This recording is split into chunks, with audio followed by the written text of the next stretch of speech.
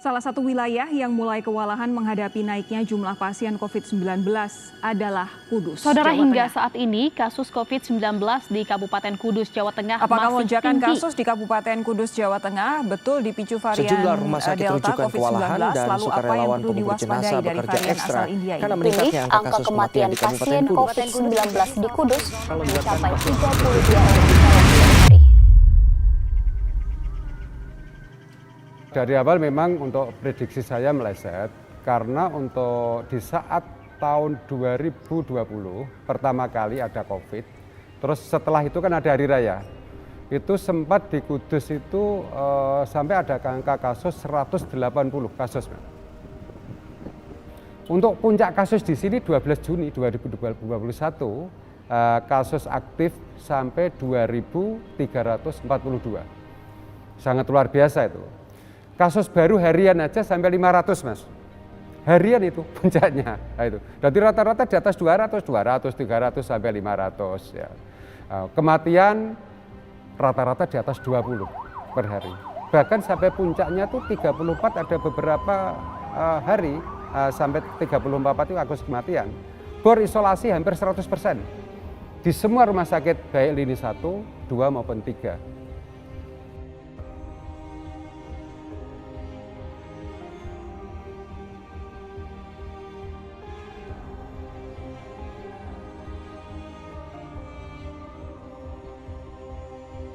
Di awal-awal pandemi di IGD Rumah Sakit Dr. Lukmono Hadi untuk setiap harinya menerima pasien kurang lebih 75 pasien. Tapi di awal-awal pandemi karena pasien datang kemudian kami harus melakukan pemeriksaan dan sebagainya sehingga terjadi penumpukan di IGD.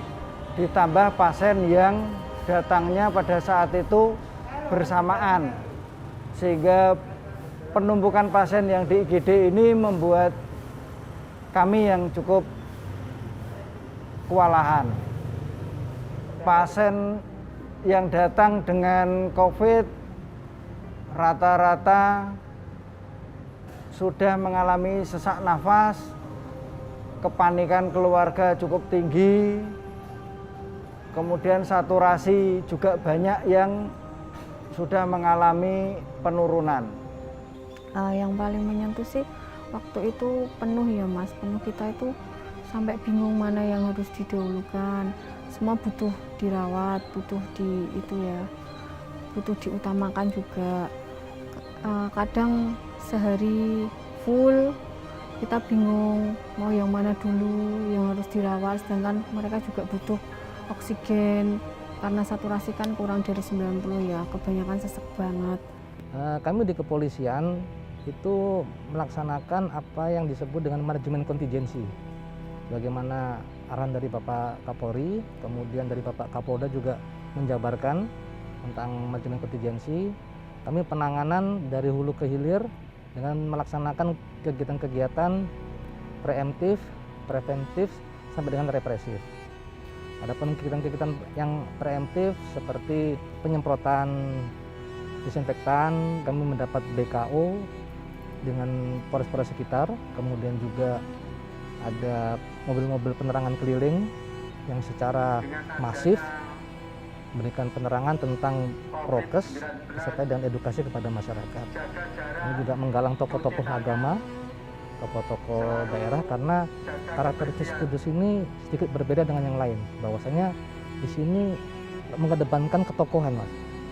Jadi apabila ada tokohnya, mungkin contohnya kiai atau kepala ponpesnya itu tidak menggunakan masker, nanti ya otomatis santrinya nanti meniru seperti itu. Jadi kami berusaha pendekatan kepada tokoh-tokoh itu untuk mereka membantu mengkampanyekan tentang prokes, sehingga diharapkan bisa memberikan edukasi kepada masyarakat. Kita bergerak bersama-sama. Memang kalau aturannya kan kita harus laporan ke DKK dulu, baru turun tim. Tapi kalau yang kita laksanakan itu karena untuk menindaklanjuti agar cepat, tim yang bidan dengan Babinsa dengan Babin Kaptimas langsung menuju ke lapangan. Kita tracing di lapangan.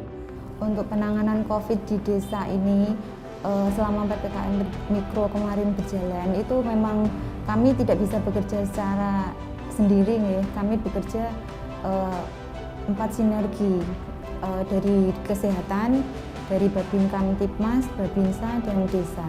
Kita namanya ada PPKM, tim PPKM Mikro. Di desa itu ada, di RT juga ada, tapi mereka biasanya melibatkan relawan-relawan, biasanya dari ketua RT-nya, ketua dari bendaharanya, sekretarisnya. Mereka ada, yang alhamdulillah mereka membantu. Biasanya kalau ada yang terpapar itu, selain dia kita bantu sembako, juga update situasi, mereka juga memberikan informasi ke kita. Waktu pertama kali kena itu kebetulan ibu saya dulu yang sakit. Yang bergejala itu ibu saya dulu, meriang-meriang gitu. Kemudian waktu itu saya menghubungi Bu Bidan Desa buat menginfokan keadaan ibu saya saat itu bagaimana. Setelah itu Bu Bidan Desa menghimbau kami buat swab semua di puskesmas. Jadi yang waktu itu yang swab saya, ayah saya, dan ibu saya. Dan kebetulan semuanya positif semua.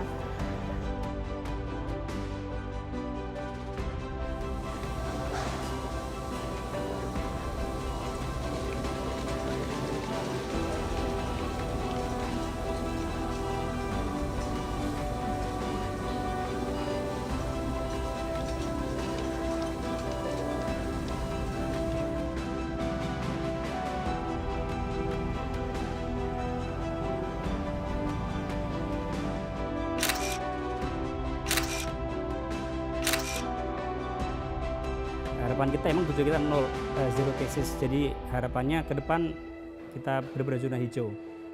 Dengan cara bagaimana? Ya kita laksanakan memang isolasi tetap dilaksanakan, isolasi terpusat. Jadi tidak ada keterangan mereka isolasi mandiri, walaupun mereka OTG atau tidak ada gejala-gejala tambahan.